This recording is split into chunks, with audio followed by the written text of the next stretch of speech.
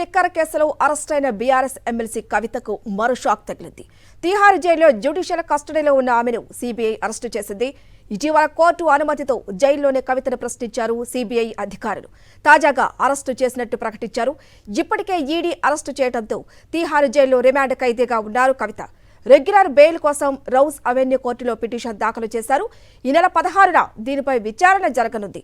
ఇప్పుడు CBI arrest చేయడంతో 2 కేసుల్లో బెయిల్ వస్తేనే కవిత విడుదలయ్యే అవకాశం ఉంటుంది.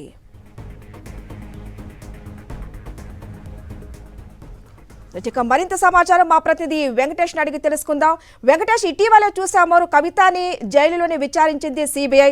ఇప్పుడేమో తిహార్ జైలులో ఉన్న కవితను అరెస్టు చేసింది సిబిఐ. నెక్స్ట్ ఏం జరగబోతోంది, ఎటువంటి పరిణామాలు ఉండబోతున్నాయి? అసలు ఢిల్లీ లిక్కర్ కేసులో కవితను సిబిఐ కొద్దిసేపటి కిందట అరెస్ట్ చేసింది. ప్రధానంగా కవితను ఇప్పటికే ఈడీ అరెస్ట్ చేసి తిహార్ జైల్లో పెట్టింది. ఆమె ప్రస్తుతం జ్యుడిషియల్ కస్టడీలో ఉన్నారు.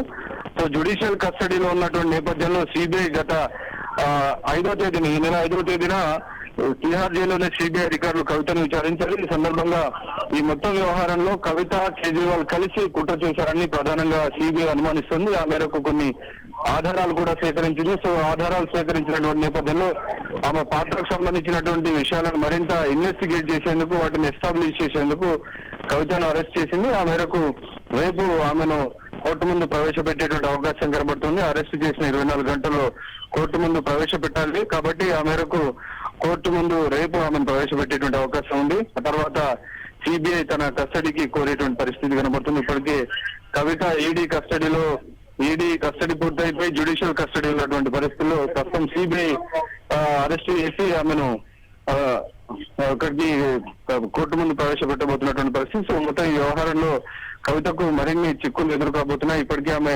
బెయిల్ కోసం దరఖాస్తు చేసుకున్నారు. ఇంకోవైపు బెయిల్ పైన విచారణ పెండింగ్ గా ఉండగానే సిబిఐ అరెస్ట్ చేయడంతో ఇక 2 సంవత్సరాల నుంచి ఆమె బెయిల్ పొందాల్సినటువంటి పరిస్థితి ఉంటుంది.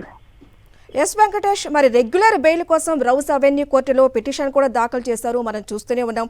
నెల 16న కూడా దీనిపై విచారణ కూడా జరగబోతుంది. ఇప్పుడు ఆమెను సిబిఐ అరెస్ట్ చేసింది. మరి బెయిల్ వచ్చే అవకాశాలు ఉన్నాయా లేవా?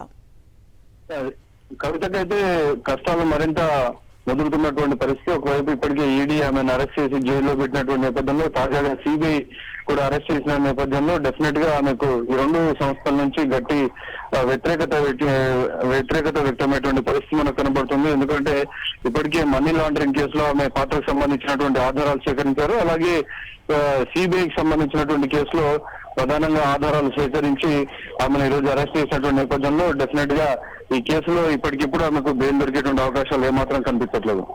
Thank you Venkatesh.